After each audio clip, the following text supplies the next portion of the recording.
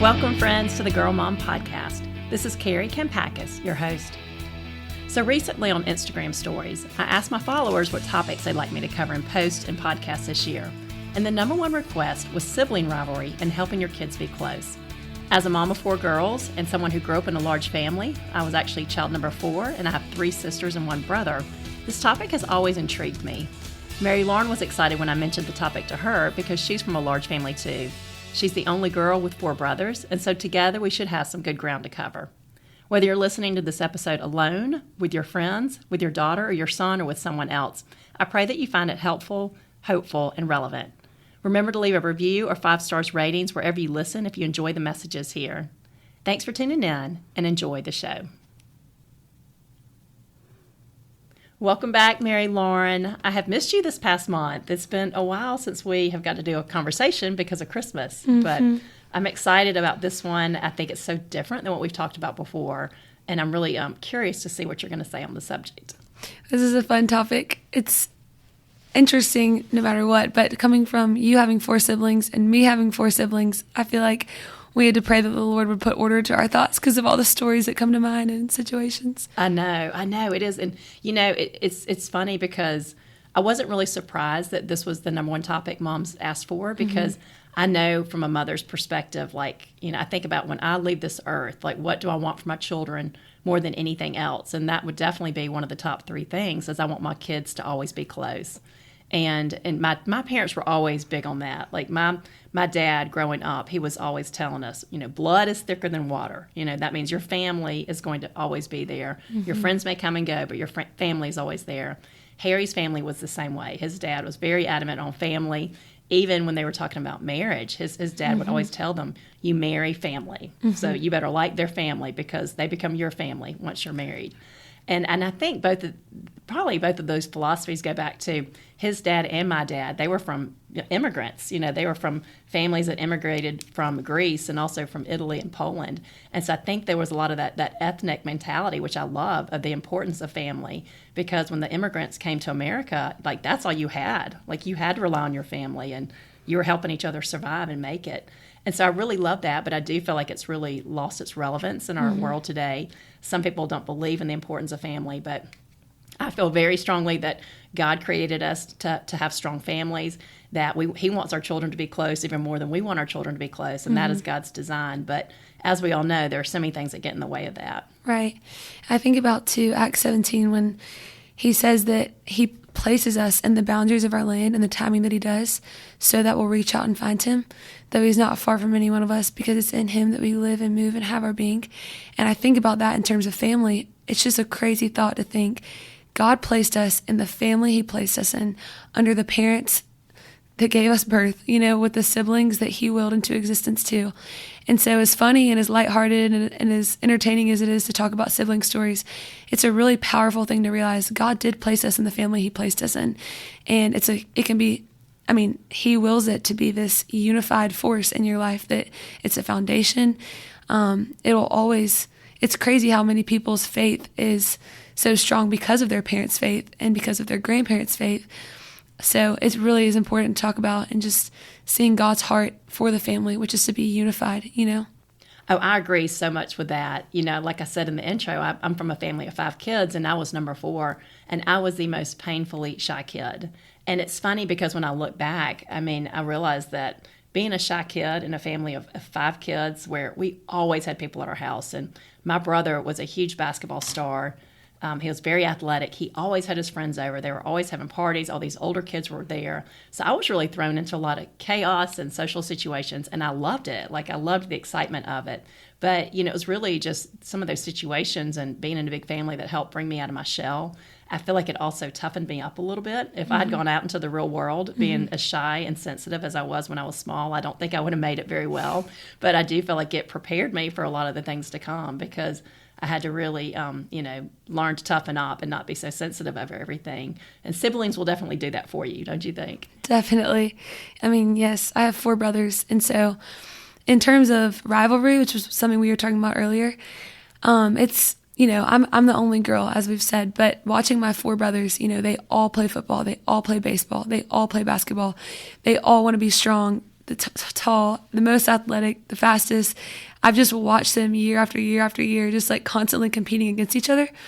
And it's really entertaining, first of all, because half the time you walk in our house, there's shirtless boys flexing in the mirror, sizing each other up, but it actually has been cool too because, as the only girl, I've kind of had an interesting, I'm not really trying to be stronger than them. I'm not trying to be more athletic than them.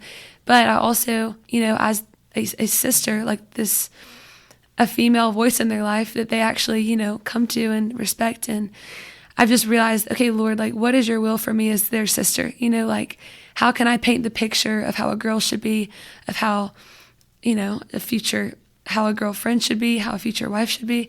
I've had to think about that because I had a mentality when I was younger that I was like the princess of the family, and I still kind of do, but it's just funny. My dad would call me the princess among the frogs. He'd call me the pearl among the oysters.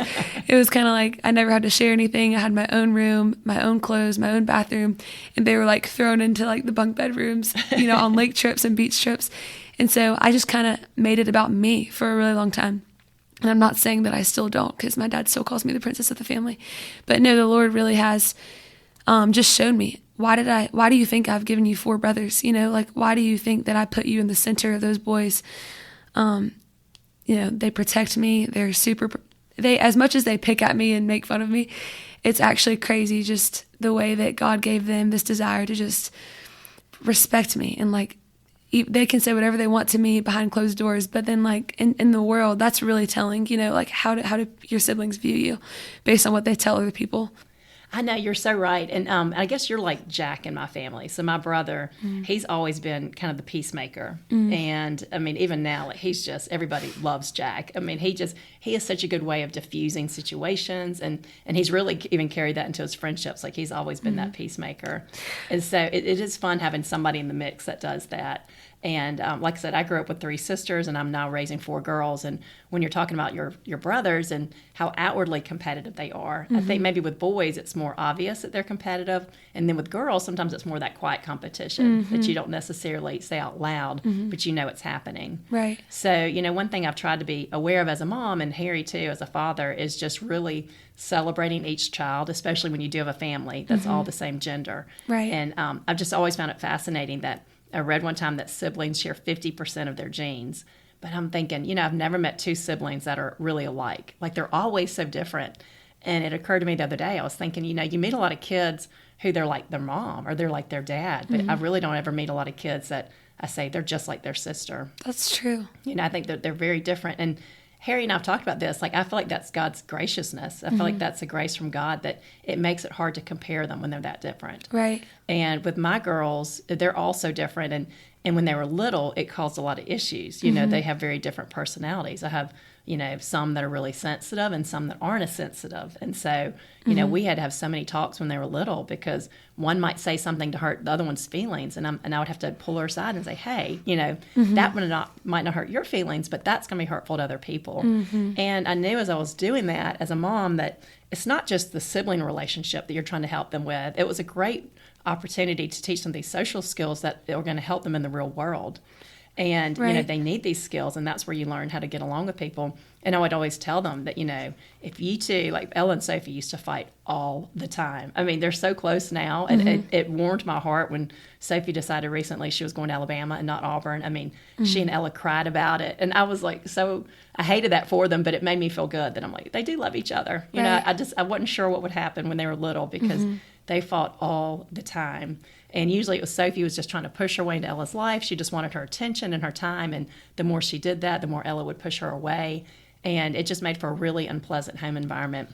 And so, I don't know, a lot of people say you have to let them work it out. And in some ways you do. But I do think, especially with little kids, as I'm talking to moms with little ones, that they don't have that skill. If you let them fend for themselves, and there's no telling what may happen. And so they do need some of those skills and understanding each other's personality. So like with my child that's not very sensitive, I would have to tell her, do you think it or do you say it? You know, like that comment was rude. It might not hurt your feelings, but it's going to hurt somebody else's feelings. Right. And sometimes she'd say something and I would just look at her and I'd say, think it or say it. You know, should that be voiced out loud? Right. And then I had another child who was really sensitive and, you know, she would cry over everything. I mean, if her sister said her cartwheel was off, just tears. Right. And I related to that because I was so shy and sensitive and emotional as a child. But, you know, we had to have a lot of conversations. I'd pull her aside and I'd be like, okay, you know, I want you to keep your tender heart, but have a thick skin. You know, how can you have a thick skin? And because the world can be hard and people can say mean or rude things sometimes,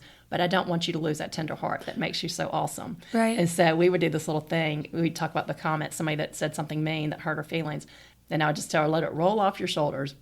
And so that was our little joke. And she really did kind of toughen up with time. And she's definitely not as sensitive as she used to be. Right. And back to what you said of how you've never really met two siblings that are just like each other. It's kind of amazing how siblings can be so different. Like my 4 brothers, you know, they're all boys. They all play sports. But they could not be more different, you know. And like Jake, the oldest, he's so sweet. He's the most joyful person, makes everyone he talks to feel like they're the most special person in the room. My friends have always been in love with him. Like he's just this, like the sweetest, most pure-hearted guy. But then the brother right below me, Kai, he is like hilarious. I mean, he can be, you know, stubborn, but he's super competitive. He's more private about things, you know, whereas like Jake and I, we would tell our family everything, you know, like just full disclosure. We would come home and tell my mom stories and what the update is on our love lives, like all the things. But Kai was more private, you know, and to himself, which wasn't necessarily a bad thing. I mean, he just didn't think to talk about himself as much as Jake and I did. But I don't know, even just those two, because us 3 are all 18 months apart.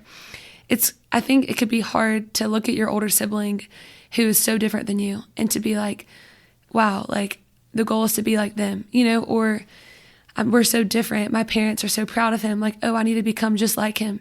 But really just recognizing what you said, how every single person, God has given different gifts and different personality traits. And the goal isn't to be just like your older sibling. The goal is to be like Jesus, and just learning to recognize the goal. It's just that can bring you even closer. You know, it makes it more fun when you have the comedian in the family and then the perfectionist, like to a T, like conscientious, sweet older brother. It makes it way more fun when everyone is walking in the personality and that God gave them, and it doesn't become this competition because like Jake, he has gifts that Kai will never have, but Kai has gifts that Jake will never have, you know, and same with Tate, same with Clay. So recognizing those gifts and calling them out in your kids instead of having this cookie cutter way of how every child should be is huge. Oh, I could not agree more. I think that's the key, is just realizing that celebrating everybody's personality. And that's one thing I love about a big family, is that you are exposed to a lot of personalities. And I would tell that to my kids when they were little all the time. I'm like, I think I mentioned that earlier, like if y'all can learn to get along with each other, right? Somebody who's so different than you, then you're set for life. Like that is what life is all about. And I do feel like it's helped me just in the real world that I'm not saying I click with everybody, but I can get along with a lot of different personalities, and I can adapt.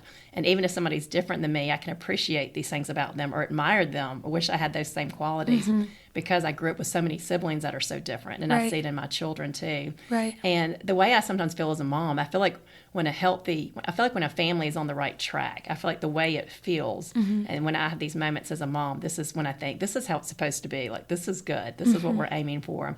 But it reminds me of how, like, when I was in high school or college, or even now, when, you know, sometimes you're with a certain group of friends. Right. And sometimes, like, I have a group of friends right now, and we just randomly did dinner together one night for somebody's birthday. And we had the best time. And so now we have a monthly dinner date, like we do it every month, because we just had a great group dynamic. And we're all different. We all have different personalities. We bring different funny things to the table. But that's what makes it click. And if somebody's missing, it's not the same. And I think that's what a great family is like, that you need those different personalities. It's like the different cogs in the wheels, And that's what's making it fun. And you got the witty one, and you got the extrovert, and you got the shy one, and you got everybody kind of inserting their little personality. And it just creates this dynamic that it's just bigger than one person can be. Right. And when I was little, I used to view my brothers as just like, the pack of boys. I wasn't thinking critically on like, how can I get closer to each one? What are their individual gifts? Like, that's not at all what I was thinking about. I was actually crying because I wanted a sister so badly. That was my heart behind that. But it's been cool the older I've gotten, and the more I've just been more prayerful about my siblings and more prayerful about everything in life, family, parents. It's been really sweet of the Lord to just show me the different dynamics that each brother and I have. Because everywhere I go, people are like, who's your favorite brother? And I'm like, I love all of them. And they're like, no, seriously, who's your favorite brother? And I'm like, Tate. But I'm just kidding. He's the baby. But I don't really say. Every brother is so different. Like, Jake is my only older brother. So he is like someone who we talk on the phone, and like he prays for me, and like he is like a second dad in a way, And then Kai, right below me, we went to Auburn together, worked at JH together, kind of just did more life together. And Clay, who's a senior in high school, his grade of girls were always kind of the grade that I had small groups for and like led. And so I know his grade, and he can tell me things because I like know who he's talking about. And we can relate, I guess, with things going on in his life. But then Tate is the baby, and he is like my second son, or not my second son. I'm like his second mom. And so it's just been sweet recognizing, okay, the ways I spend time with these brothers and the way that I talk to them, and it's going to look different, for every single one. And that has been an adventure, and even living at home right now, like one of the best parts about graduating is that I get to like drive Tate and his friends around to different basketball games and pick them up from dinner and get to know his people. But it's just sweet. Like, your sibling could be something that you're kind of wanting to like hide and like not talk about, or it could be something that you're so excited to like. Tate, he's like, will you pick me up from my friend's house? And I'm like, there could not be a sweeter feeling like than knowing that he wants me to be around his friends, But if I was just focused on me all the time, because there was a time when I was focused on me, I'm like, what do my brothers do for me?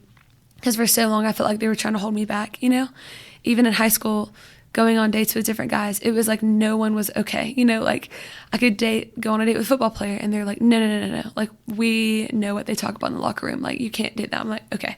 So then like I would date this really nice guy. They're like, no, he's too nice. There's just something about him. Like, it's too nice. I'm like, okay. So for a while, I just kind of viewed them as brothers. Like, they don't get me. They're trying to hold me back. Like, I'm just going to not consider their opinion. But actually, the Lord gave them to me because they have wisdom and discernment, and they want to protect me. They want what's best for me. So I think just viewing that, realizing, okay, what are my siblings' heart towards me, and what is my heart towards them? Am I looking at them as my sweet brothers that I can be a blessing to, or as these little annoying rugrats that get in my way? It's like you have to choose how you're going to view them. Yeah, that's so true. And I do, going back to, I think that how you view them also transfers to your friendships. Definitely. If you are competitive and jealous, and you have all these hidden resentments towards your siblings, and you're going to carry that into your relationship. Right. And that's why I've always really tried to work on that with my girls, is like, I want them to genuinely celebrate each other. Like, I know there's going to be jealousy here and there, especially when they're doing the same thing. But I really try to just emphasize their strengths and help them. I try to spread the wealth too, like even the praise. And I think as moms, we got to be careful about this. But one thing I've learned with my kids is that they got to get used to hearing somebody else be praised. Right. That's my opinion, because that's the real world. And there are a lot of kids, when mine were little, sometimes I'd say, oh, Miss Johnson called today and she was bragging on you, saying what a sweet friend you were to her daughter. And, another daughter would say, well, I'm a sweet friend too. They couldn't handle hearing that compliment about their sister. And so I would think, we got to work on this. Like, that's life. You got to be able to be happy for somebody and not feel offended just because somebody else is praised. But I think as moms and parents, we got to be careful that you're not just doing that all the time for one child. Right. And so it might be, the phone call for one child, but it might also be like, I am so proud of you. You were getting up at 6 o'clock every morning to do this 21 days of prayer. Or, I saw your heart when you were helping the neighbor, carrying in those bag of groceries, like praising them out loud. And it could be for those soft skills that really don't get talked about enough. Their kind heart, their tender spirit, their compassion towards someone, or oh, my dad told me that you called him today. Thank you so much for calling your grandfather. Like that meant so much to him. It made his day. I think that those little things, if we kind of spread the wealth with our kids, and you're always praising them for different things, then it kind of helps them see what's special about them. Right. And it makes them feel seen and valued too. Right. Definitely. Just because that helps you to start seeing someone else's gain, like not as your loss. Yes. Because it's easy to see like, oh, okay, well, my brother's really smart. Oh, like I'm not that, or like, oh, he did really well in that game. I did bad in my game. But it definitely is cool too that like, siblings, we know each other's weaknesses. Yes. The whole world will acknowledge the good things about you, but your siblings and your family know your weaknesses. Like they know how to get under your skin. They know how to mess with you.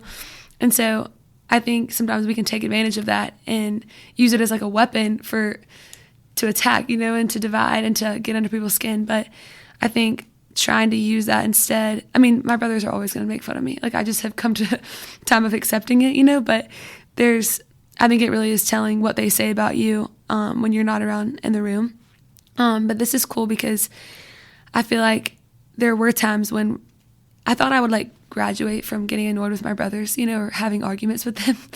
But now that I live at home, I was like, I just have not graduated from that one bit. Like I'm probably struggling with that now more than ever. Yeah. But I read something somewhere, and it was about a leader who, the whole world loves this guy. He's charismatic, he's kind to the world, he speaks well in front of people. But his family, was like super dysfunctional, and his marriage was kind of falling apart. His kids didn't even know him. And I remember the Lord just in that moment speaking to me like I never want that to be me. Like I never want to be someone that like the whole world loves, and then I go home and I'm like so rude to my mom. And because it's like, we've talked about this, your mom and your dad and your brothers, whoever. For me, it's my mom though. Like I know that she loves me, and like I know that she's a safe place, but I've taken things out on her. Like I'll vent to her, or I wear her out sometimes, just you can be your best self for the whole world and then just totally be your worst self for the people closest to you. And there is a space for that. There's a space to vent to your mom or your family member because it's safe.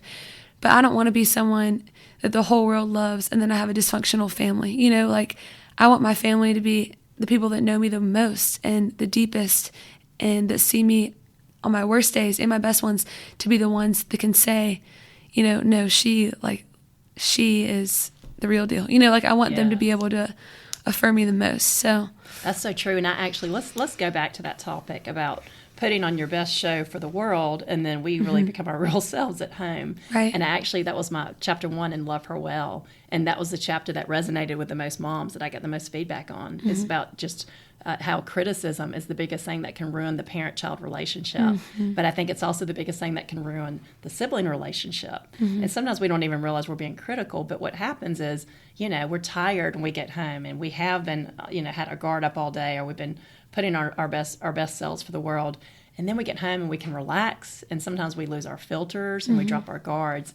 And it's easy just to get really content and comfortable in that. But I think that's one thing that moms can really work on too with their kids. I've had to really work on that with mine and with myself as well, because I'm thinking, if I'm sitting here, and I used to do this a lot when my kids were little, I'd get mad at them for yelling at each other, but then I'm yelling at them. And I'm like, okay, I'm not really setting the example and the tone for our home that I want them to model. It's so hard. And so it is hard. And so I was like, if I really want them to be loving and to speak lovingly toward each other, right, I've got to be intentional in how I'm speaking to them. So I realized that a lot of times it was starting with me and the way that I was treating the situation. True. That reminds me when I was little and my brothers were complaining or whining, I would go, talk nice. I would yell, talk nice to them in the meanest voice.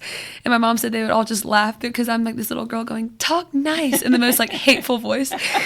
But that is so true. And it's so hard to control yourself sometimes. And just, it's the fruit of the Spirit, self-control, love, peace, gentleness, kindness, patience, those things. I could be ministering those to the whole world, to every little high school girl, to every college girl.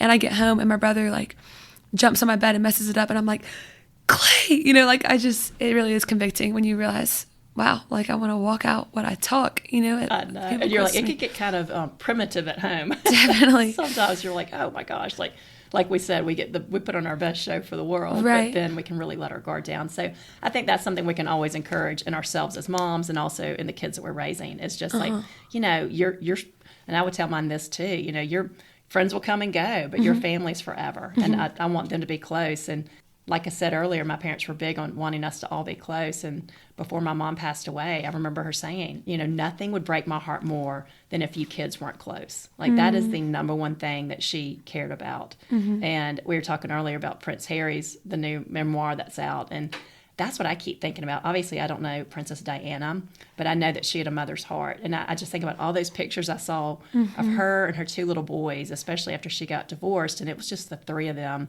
And how much peace and joy it probably brought her that her boys were so close. Because as a mother, there's nothing that you want more. Right. And I like Harry, but now I just look at this book and the Netflix series, and it just makes me so sad because I'm like, he has thrown his brother under the bus in so many ways and aired some dirty laundry that it just makes me uncomfortable to even hear. And I'm thinking, everybody has stuff that they could say about their family members. Right. Like they could say it about me or you. I mean, we all have been our worst self at home, and we're not maybe showing the world what we're maybe showing the people at home. But but to go and do it so publicly and air it so publicly, it makes me sad for their relationship, because I know if their mom was alive, like that is the number one thing that would probably kill her as a mother, because that's what we desire so much for our children. Right. Yeah. I mean, because we were kind of touching on this earlier, but we could pretty much say anything to each other, my brothers and I. We could go off. I'll pop off to them. But then the second I get out of our house and anyone's asking me about Kai, Clay, Jake, Tate, I only, I just want to cover them. Nothing in me wants to be like, oh, Kai is the worst. He's like a hard-headed, no, because he's not. Like, he actually has a really soft heart for the Lord, a soft heart for people. Yes. And I believe that with all my heart. And I think just wanting to cover your siblings and wanting to speak well of them and speak life to them over them to the world is just so important. I mean, but also going back to what you said of just how you were talking to your little kids about not yelling at each other and then you yell at them, but just how honest and humble you are of being like, okay, I'm not perfect. That's something my dad would say to us, because he would get, when there's 5 kids screaming and yelling at each other, it's like, you lose it. You got to rein it in, and have discipline and all the things. But my mom and dad, are good about being like, listen, I've never raised 5 kids before this. This is the first time I'm doing this. It's not, we're learning day by day, and I think just having that humility to be like, I'm going to get over tempered. I'm sorry. I'm sorry. I lost my temper. I shouldn't have done that. I think just having space, having an example to see of okay, it's okay. You're not going to mess up. Don't feel this guilt and shame every time you yell at your brother, because it's going to happen. But just having the humility and the family to be like, I'm sorry I yelled at you, instead of no one letting their guard down. No one's admitting when they're wrong. No one can get past their desire to be heard and to be understood. Because I had to realize that for the longest time, I had such a thing. I wanted everyone to hear me and understand me. And my dad, it just got to the point, if my mom and I got in a fight, I so badly wanted my dad to understand me. And he's like, listen, I do want to hear you, but I don't care if you're disrespecting my wife. I don't want to hear what you have to say. He's like, he would say that in a sweet way. I wouldn't let it down. I couldn't get past wanting to be right, Yeah. He's like, Mary Lauren, the goal isn't to be right. The goal is to be close. Would you rather be right and then be estranged from your whole family? Or do you want to be close, and united? That is the goal. And I think we would all say that, we don't want to be stubborn and right. We want to be close and forgiving, and gracious and kind. Oh, that's so true. Well, we're going to go back to that topic of how there has to be a spirit of forgiveness and grace and conflict resolution. Oh, my goodness. And reconciliation. So let's go there. But also something you just said that I thought about, and I shared this in an Instagram story yesterday, that one of the best things I've seen on the new memoir from Prince Harry is it was an article on the Today website written by Patty Davis. And so she wrote a scathing memoir about her father, Ronald Reagan, who I loved Ronald Reagan. And I remember when the book came out, because my dad loved Ronald Reagan and did not like this daughter because of what she had done to her father. But she wrote this terrible memoir about him and Nancy Reagan, and just said all this, just aired a lot of stuff. And but anyway, she read an article yesterday telling Prince Harry that it's probably going to backfire what he's done, and that she really regretted writing that book, and later went to apologize to her parents. parents. But she said that. She's like, I just wanted to be heard. I just wanted to be understood. And I thought that writing this book would make them hear me and understand me.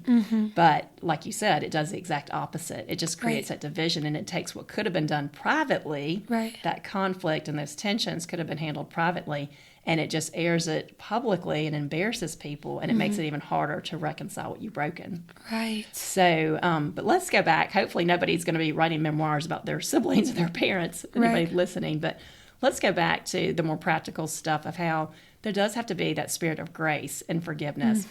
And to know that relationships that last a long time, like I read this before somewhere too, that when you have a child, like your child's longest relationships are going to be their sibling relationships.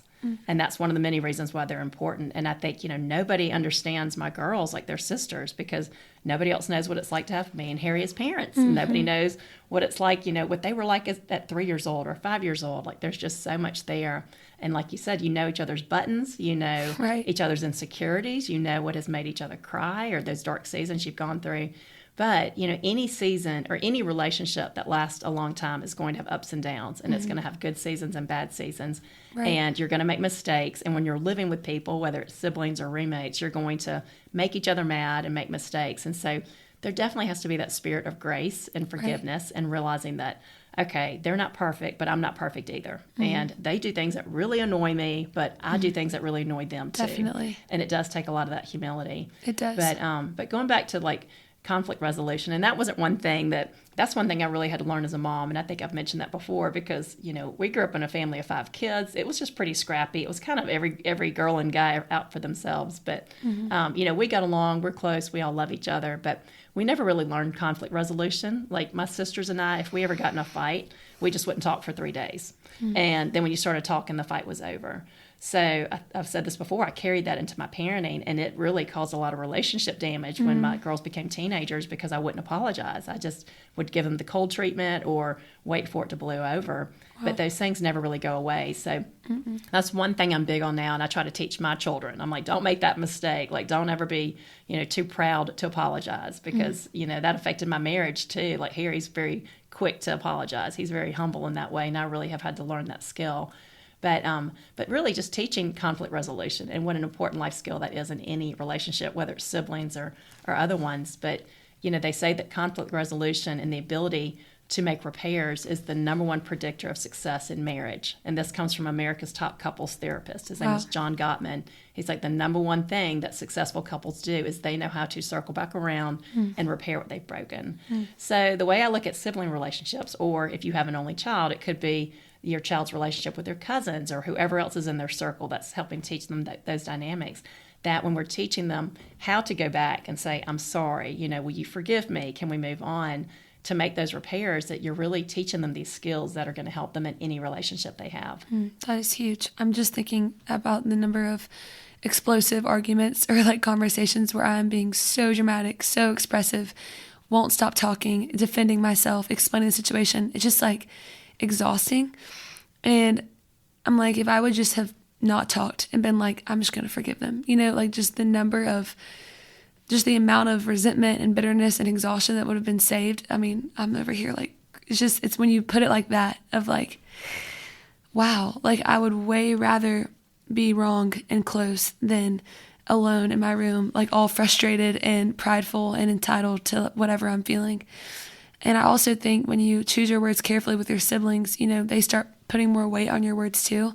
Like my brother we used to get in arguments. I would say, you hurt my feelings. And he's like, well, you're too dramatic. And I'm like, well, you shouldn't talk like that. And he's like, well, you shouldn't be so sensitive. And we would just go back and forth. And then I'm just like, oh, he doesn't understand me. Da-da-da-da. But, when you realize, okay, he's not the devil, my brothers are sweet. Right. And they're for you. I convinced myself that they're I used to convince myself that they're the enemy. But then I think about Ephesians 6 and it's everything is spiritual. I was going to say I don't want to over spiritualize it, but everything is spiritual. Our battle is not against flesh and blood. It's against the rulers, principalities, authorities, and spiritual forces of evil in the heavenly realms. When you remember who the enemy is, all of a sudden, okay, I don't want to be divided against my brothers. I want to be close, and they're for you. They're not against you. And anyway, it's just been cool thinking about the years of the Lord with the spirit of grace and forgiveness and mercy, just starting to implement that in a family. Now it's like they'll come to me for advice. Like they want to hear what I have to say, instead of in the past, they'd be like, just stop talking, just stop being dramatic, Now they're like, what do you think about this? And it's just crazy how like that's the Lord's will, is for us to be blessings to each other and to be united and not against each other, like just. Yes. And another story that comes to mind too, that I think this is a good example of how sibling relationships are supposed to work, but they don't always work because we're human and we're sinful and we sometimes get it wrong. But years ago, my dad was counseling this boy who was in college, and he's a typical boy, very competitive, especially with his little brother, even though his little brother was much younger.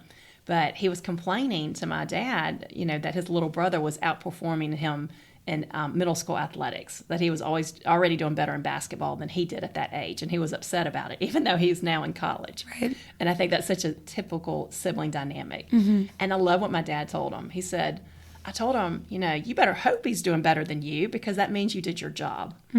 And I think from a Christian perspective, like that is how we're called to live, is that as siblings, okay, say you and your sibling do the same sport. We mentioned earlier, like you always hear that a lot of the best athletes are those little brothers. And it's because they played with their big brothers and their friends so much. Right. And they were scrappy. They had to learn to rise to the challenge. And they were always playing up against players who were better than them. And it made them more successful. Right. And sometimes they were able to outperform their brothers. True. So you have that situation in a family.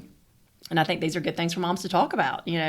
What do? You have a choice at that moment. You can either be jealous and you can get mad that your sibling is outperforming you, or you can celebrate them and be so proud of them and know that you played a role in their success. Oh, that's so true. And then I think for the little sibling or the sibling that's doing well because of that help or because of how they were shaped by their sibling, to be grateful for that and to acknowledge that and to say, I would never be here if it wasn't for you, that you helped me achieve this, that you are part of this. Right. And like I said, I think that's how families are supposed to function. I think when we do have those dynamics in place, that's when family becomes a place of healing and not a place of hurting. Right. But it's just getting to that place and getting everybody on board, because you could have 3 siblings who buy into that and 1 who doesn't, and it's still not going to be the best dynamic. Oh, it's so true. And there are so many years and years of memories I can remember of just watching my 4 brothers play 2-on-2, like shirtless basketball, or like playing in the yard, doing football, and just the number of arguments or like just fights that would break out in their competitive years of playing games against each other.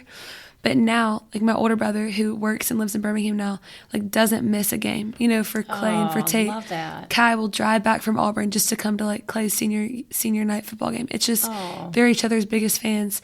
And it's not a matter of, oh, he's better than me. Like, it's not like that. It's like, wow, he is so good. Like they're so proud of him. And now that Clay, he's a senior and he's looking at colleges maybe to play football for like a smaller school, I mean, they are calling Clay all the time, encouraging him. They want to know. Jake is like vouching for him because he played football at Stanford. So he's like vouching for him to coaches. And it's really sweet. It's what you're talking about of like, at the end of the day, they're each other's biggest fans, even through the competitive, cutthroat, like who's better, who's stronger. That's what you want, and at the end of the day, it really does make them better too, Yes, I agree. And, moms are probably thinking like, how do I do that? How do I create that dynamic? I will say something that I believe, and I believe this is true in any group dynamic, is that typically the oldest one really sets the tone. And so, like in our house, Ella sets the tone for her sisters. They look up to her. She's the leader. She's a sweet personality. And like I said, she and her sister, they used to fight all the time when they were younger, but they really don't anymore. Like I can't remember the last time they got in a big fight. But a lot of it's because of how she treats her sisters and she celebrates them. And it's like when one sibling is doing that, especially the older sibling, then it creates that dynamic where the younger sibling is just so excited, because most younger siblings just want the attention of the older sibling. They want to impress them. They want them to love them. And, usually there's a disconnect there. But when that older sibling is coming back to see their games and celebrating them and buying into this dream that they have, then the younger one's going to respond to that. So I think that's one way to really think about sibling dynamics, is if you can get the older one to see the influence that they have and the power that they have to use it for good, then it really can help set the tone for the family. So true. Oh my goodness. If the oldest brother wants to start freestyling, rapping, they all are in the car trying to like freestyle. They just they are contagious. They bounce off of each other, and it is sweet when you can get the oldest one to set the tone, how the younger ones will follow. Yeah, but it is easy, I feel like, to show grace sometimes to the whole world and then not show grace to the people closest to you, because they know you so well, because you care so much what they think. It's almost like you hold them to a higher standard, but just remembering that, it can be easier to forgive and show grace to people that don't know you that well. But then it's so important to show people grace and forgiveness, the ones who know you the best, in your family. I agree. And one thing I think about that is a Bible verse that is so relevant to families is love covers a multitude of sins. Like I said, any relationship where you got a lot of interactions and years and decades of encounters, there's going to be a lot of hurt and pain. But love covers a multitude of sins. And you talked earlier about the enemy, and it's so true. And I've had to learn this when I'm feeling frustrated with my husband or a child or somebody, that the Greek word for devil is diablos, and it means the one who divides. So when there's division, whether you're feeling it or you're seeing your kids divided by something, just know that the devil's at work, and the devil does not want strong families. And some people don't like to talk about the devil, but he's real. I mean, Jesus is more powerful. We know that, and God's going to win this battle of good versus evil. But I do feel like we're now under attack, and I feel like families are under attack.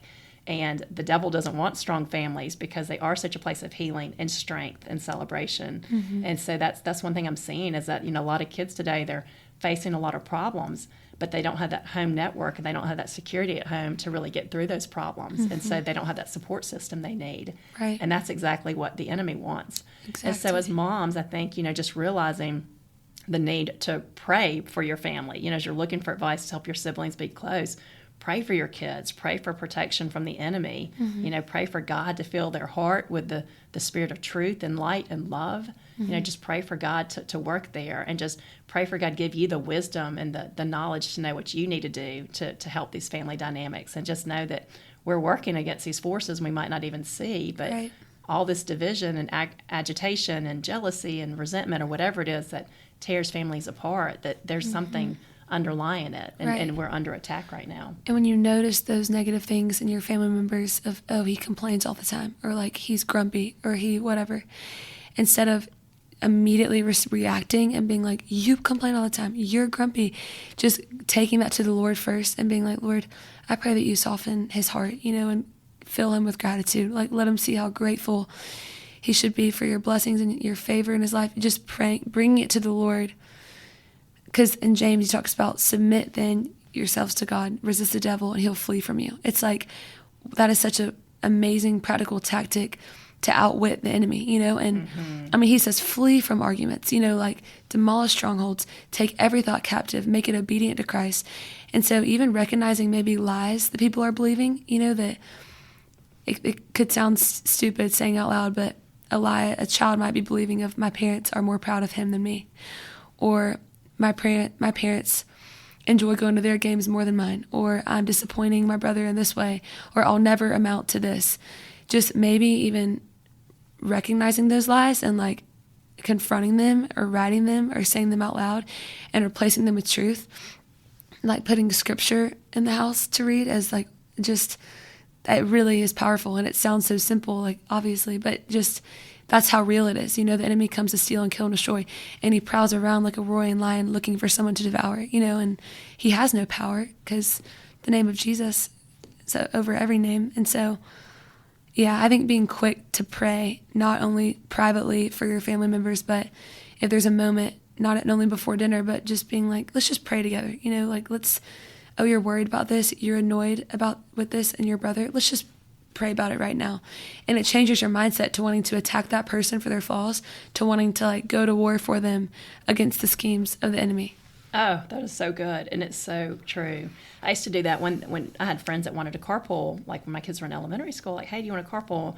And I was like, I know it would make my life easier, but I like taking them to school because we pray before school. Like, that's my time with all of them in the car. So sweet. And so as moms, you're, like you said, just looking for those times to pray out loud and to talk about these things. Like which it was so good about, like, these inner thoughts that we have that mom and dad like her more than me, or they're more proud of her, or I'm disappointing them, or I'm the black sheep of the family. That so many of these thoughts that we have are what lead to resentment and bitterness as we get older, and to these false narratives that we start living by and telling ourselves that half the time aren't even true.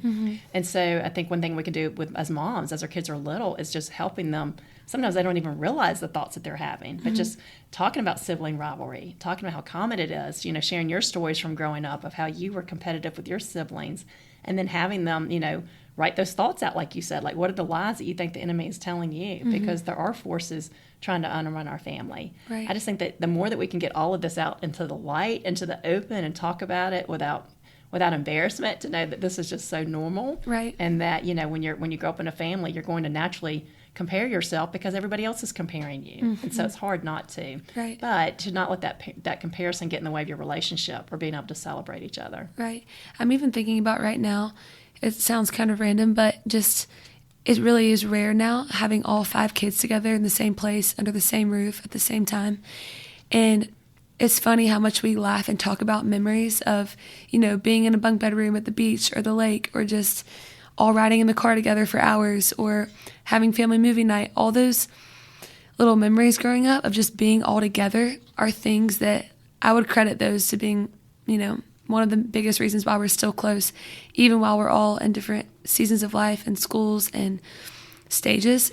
We all bond over those memories and have videos and pictures from just all of us being silly together. So I don't know. I think just realizing how precious that time is, not only, it's always precious, but especially when your kids are young, like they crave that and want that and cherish that, and will talk about it for the rest of their lives.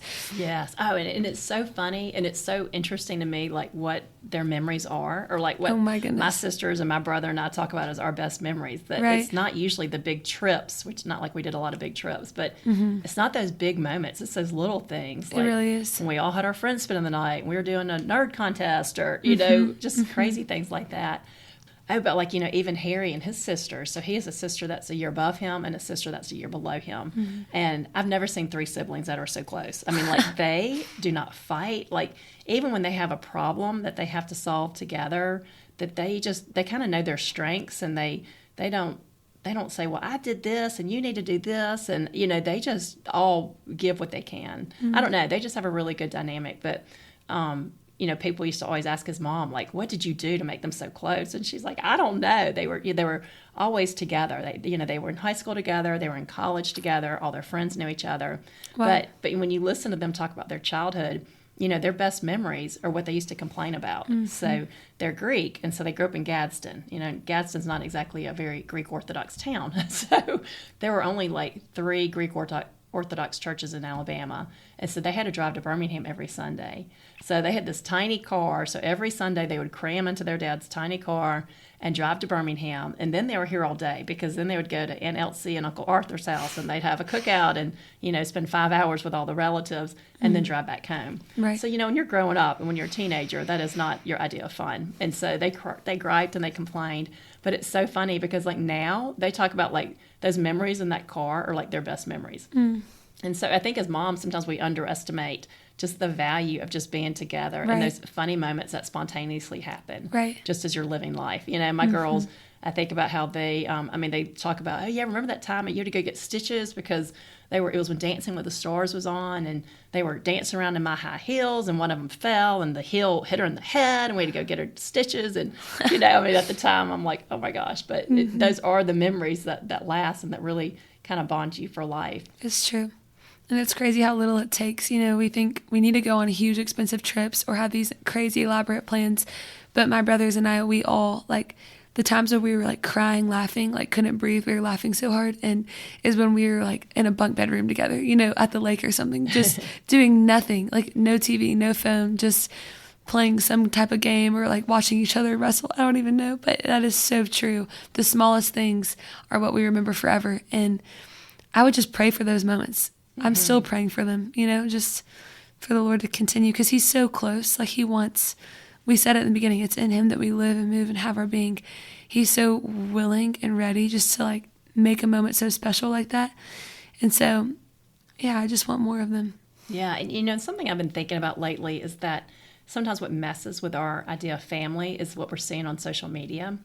And so I think most people want to be close to their families. They want to say, my sister's my best friend, or my mom's my best friend, or my dad's my hero, and they don't feel that way. But sometimes it's because we're getting the vision of what we think our family should look like on social media, and we feel like we're failing in some perspective. And we're not really tapping into those unique personalities and gifts and blessings that God has given us, and those unique memories. And so, like one example, I actually just wrote about this recently because I'm working on a new project, but I laugh at myself. But I remember one time seeing this video on Facebook a couple of years ago, and it was a guy I knew in college, and it was him and his teenage daughter, and they were in the den. And it was the sweetest father-daughter moment. Like, he's playing guitar, she's singing some Disney song, and you could just tell how close they are. And I think the wife had taped it. Like, this was not staged. They were not trying to get it filmed, but they were just sharing like a peek behind the curtain in their home. And at first I was like so touched. I'm like, that is the sweetest thing I've ever seen.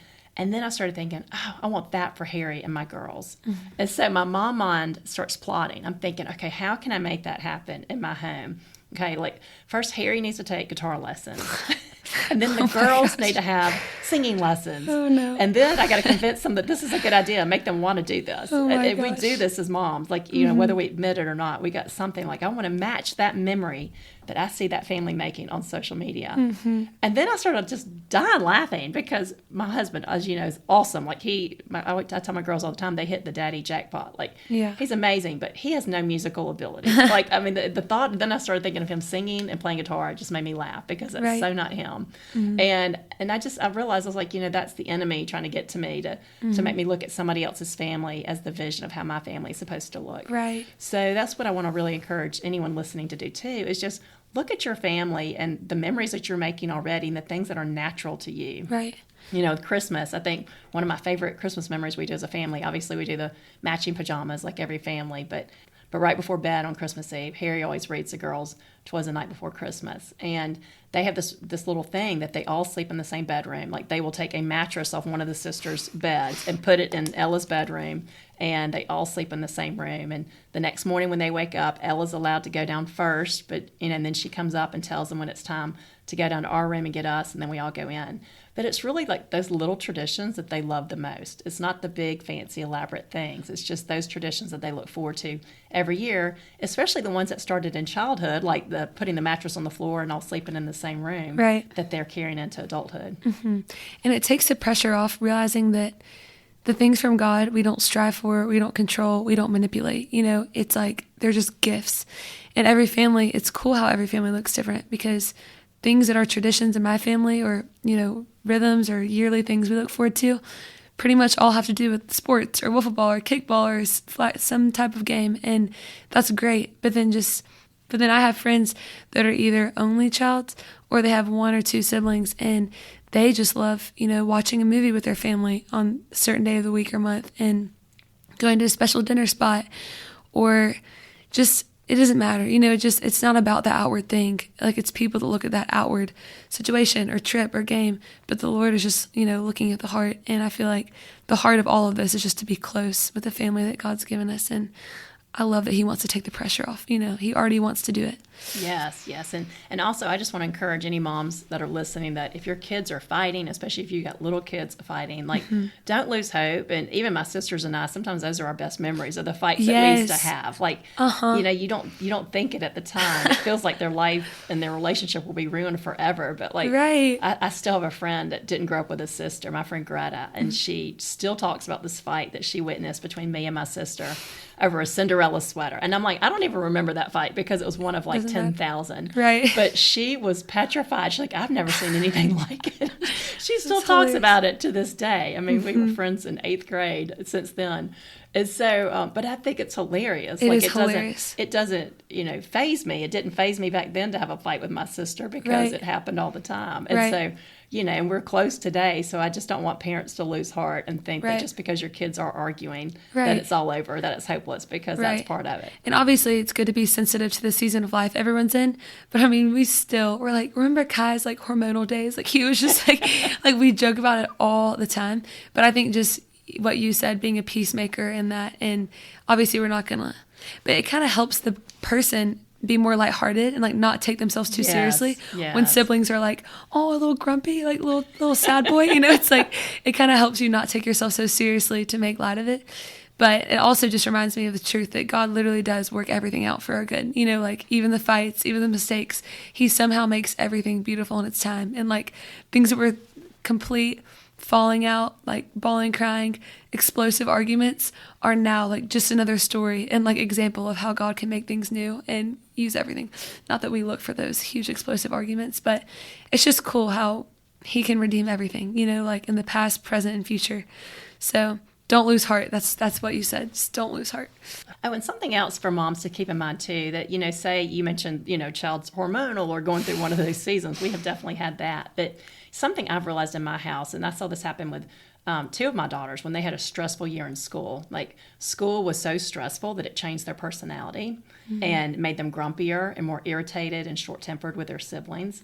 And so I think that's something as moms too, that can kind of be our clue that maybe like, okay, what can we do to tone down their life? And so in both of those cases, it happened junior year. And so, senior year, I'm like, you lighten your load. We're not trying to get into Harvard here. Like, there's no reason for you to be taking all AP classes. Now, that's just me as a mom. I mean, I'd rather have a child who's happy and getting along with their family and having time for their family than one that's just having to study all the time and be stressed all the time. So, obviously our kids are going to go through hard seasons or hormonal seasons or just be in a bad mood, and we can't control that. But sometimes there are things affecting the sibling dynamic, and it's maybe there's an issue with a child or they're feeling overwhelmed or too stressed out, and there's something we can do to lighten their load or to help them figure out a better way to do it so that they can have those relationships at home. That's so true.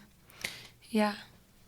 I think a lot of the arguments that happened in our family were because someone was too tired or like just it's dysfunctional when everyone's going 100 miles a minute all the time, no sleep, over too many things on the plate.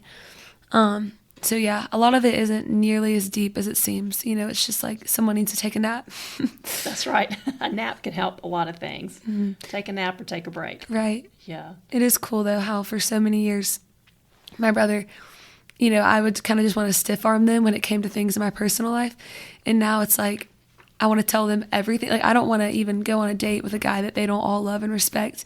And my older brother just got a girlfriend. And now I'm like, do y'all want to do weekly dinners? And he's like, and she's like, yes. It's just fun. I'm seeing now like the fruit of just wanting to be close instead of right all the time. And I'm praying, I'm like, Lord, can I go on family trips with my brothers and their future wives one day? And they're like, that sounds terrible. But in my head, I'm like, yes.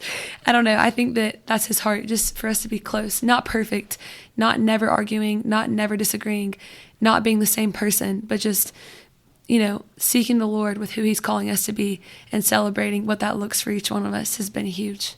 Yes, and that's a great place to end. And actually, that's funny. Harry and I were just talking about that the other day, that when we first started dating, we'd been friends for years, and then there was a party, and one night things just kind of changed, and we started liking each other and going out, and just the sparks started to fly, I guess you could say. But my birthday was a few weeks after that. And so I always ate dinner with my parents and some of my siblings who were in town for my birthday. I was 22 years old. And so I asked him, I was like, hey, do you want to meet us for dinner? Do you want to come to dinner? And so he's like, yeah. So he drove in town. And I remember, I felt pretty sure that my family would love him. I'm like, what was there not to love? But you just never know. But it was so fun to me to see that dynamic. Like, they instantly clicked. Like, they loved him. He was laughing with them and engaging with them. So special. And it's just like your family just getting even better. It was just like he brought something special to the table. Oh, man. And we were talking about that the other day, that he's like, I remember when we first started dating, like meeting your family, and it reminded me so much of my family. And that's something that we were really drawn to in each other, that we both loved each other's family. We loved how close each of us were with our families and how we felt inside of each other's families. And like his dad always said, you marry family. And it has been such a blessing. I mean, I feel like my girls, I'm so thankful that they have these awesome relatives on both sides, that you know, people dread spending the holidays with their families, and we don't. I mean, we've got awesome people on both sides. And I'm not saying we don't have our conflicts and tensions and things that happen. We are like every other family. But you know, we really love all being together, and there's a security there, and that's what I want for my children, is to know that no matter what's happening in the world, that there's a security there. Yes. And even in the season of life that I'm in, I feel like a lot of my friends right now, we're in that season of losing parents, and you feel like your family's getting smaller. But I look at like my neighbors across the street who are ahead of me and just people maybe 10 years or 5 years ahead of me. And they're in that season of growth where somebody's getting married or they're having babies and the family's getting bigger. Right. And that's my prayer, that I'm like, I want them to all be close. I want them to love the people, Right. the men that they all marry, and I want their cousins to be close. And, that's my dream, and that's what I'm praying for as a mom. And not everyone, was born into the huge, tight-knit, close family, but I think it's cool what you're saying of how it could be such a place of security. It really does point to the security we find in Jesus, so like if all we have is our relationship with the Lord and that's secure, we have everything we need, but it is exciting you talking about how Harry was just an addition to your family, because, that is such, like when something is from the Lord, it should bless the other things in your life from the Lord. And I pray for that, because it's funny, and as my brothers are, I pray that every single one of them will respect and love my future husband, and sometimes that feels like too high of a bar because they all have strong opinions and different preferences, but I just know that like that's the Lord's heart, just to be close, and for that kind of closeness and security to point to the closeness and security we have in Jesus. And anyway. Yeah, it is. And it's so rewarding to see that. Like, it's so rewarding to see your husband with your sister, or like when I see Harry with my dad, and just that they have their own little relationship and just enjoying each other's company and laughing. That it just makes your family even better. Right. And I think that's how God created it to be, and that's what we're fighting for as we're fighting for our family. Yes, ma'am. But like you said, we'll end here that no family size is wrong. Whether your family is made up of 2 people or 3 people or 20 people, whatever, that God has a plan for all of us. He works in all of our circumstances, whether you're married or you're not, whether you live apart in different towns from your family, you're all in the same neighborhood. He can work with all circumstances. So the first thing is just to take it to him in prayer and tell him what you want, this close-knit family. And, we don't need these visions in our head that we're trying to force and make happen. Right. But, leaving it open to God and his creativity of what he wants to do in our family. And like we said earlier, just knowing that more than we desire that, he desires that for us. Amen. So true. Okay, well, I'm going to end with a prayer. Anything else that you want to add here? Just that when you ask God for things according to his will, he hears you. Amen. That's so good. Dear Heavenly Father, we thank you for the women and the girls and anyone else who is listening. We know your heart for families. We know that you know the heart of every listener right now and what they're desiring for their family. We just ask for your blessing in their homes. We ask for you to fill their homes and their hearts and their children's hearts with the gift of the Holy Spirit, with your light, your truth, your love, and your freedom. And God, just help bless those relationships that are so important to these mothers, and help create strong families, that create strong communities, and help create strong faith believers in Christ as well. And God, we just praise you for your goodness. We praise you for your good plan, and for all these tools and relationships you give us to help us to get through this world and to navigate the hard parts of life, and to also find great joy along the way. In Jesus' name we pray. Amen.